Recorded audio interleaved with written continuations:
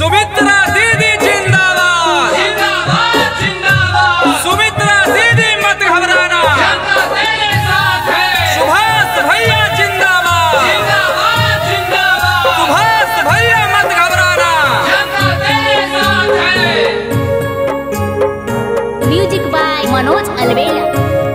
आगे माई हमारा सुमित्रा दीदी हथिन गरीब बन के जन्म जी। आज सुनल ही गोरडीहा पंचायत में बाड़ी न के नम जी। आज बाड़ी न के नम जी, गरीब बन के सनम जी। आज फिर से बनई है चाची सुभाष भैया के सारा जी। आज सुनल ही गोरडीहा पंचायत में बाड़ी न के नममा जी। आज दोस्तों कि चौमुखी विकास होगा यही मेरा इरादा है। चौमुखी विकास होगा यही मेरा इरादा है। सबका सपना पूरा होगा यही मेरा वादा है। गोरडीहा पंचायत का जनता जिंदाबाद। गोरडीहा पंचायत के सरपंच कैसा हो? भैया जैसा हो। माँ बहनों का सरपंच कैसा हो? सुमित्रा दीदी जैसा हो।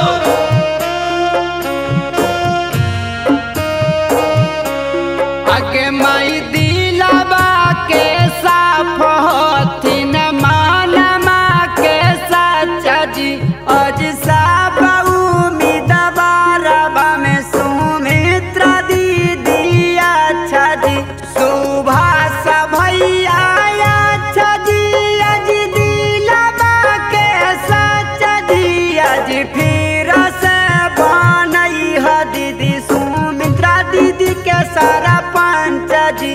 आज सुनल ही गोरडीहा पंचायत में बाड़ी न के कमवा दिया जी।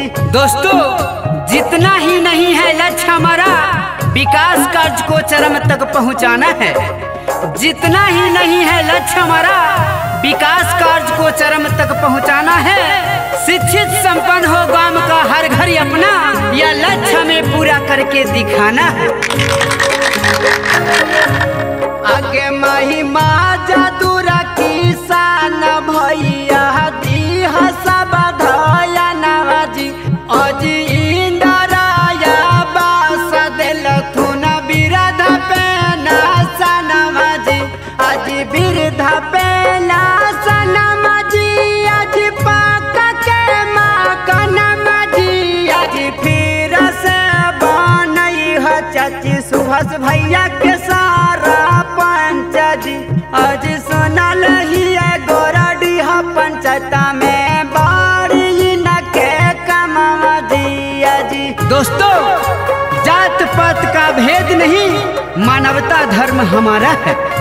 जात पात का भेद नहीं, मानवता धर्म हमारा है। झूठा वादा कभी न करना, विकास हमारा वादा है।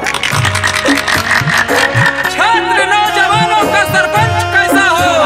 भैया जैसा हो। खेत मजदूर किसानों का सरपंच कैसा हो? सुमित्रा दीदी जैसा हो। सुमित्रा दीदी जिंदाबाद जिंदाबाद जिंदाबाद। आगे माई गाँव में नाली गली दिल थुन बाना बाई जी।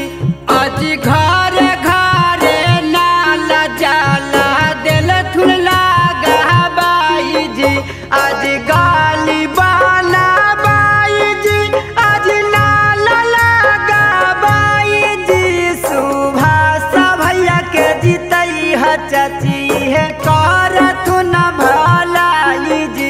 आज सुनल ही गोरडीहा पंचायत में बाड़ी न के नममा जी। आज बाड़ी न के नममा जी। आज सुंदर न के कममा जी। आज फिर से बनई है चाचा सुभाष भैया के सारा जी। आज सुनल ही गोरडीहा पंचायत में बाड़ी न के नममा जी।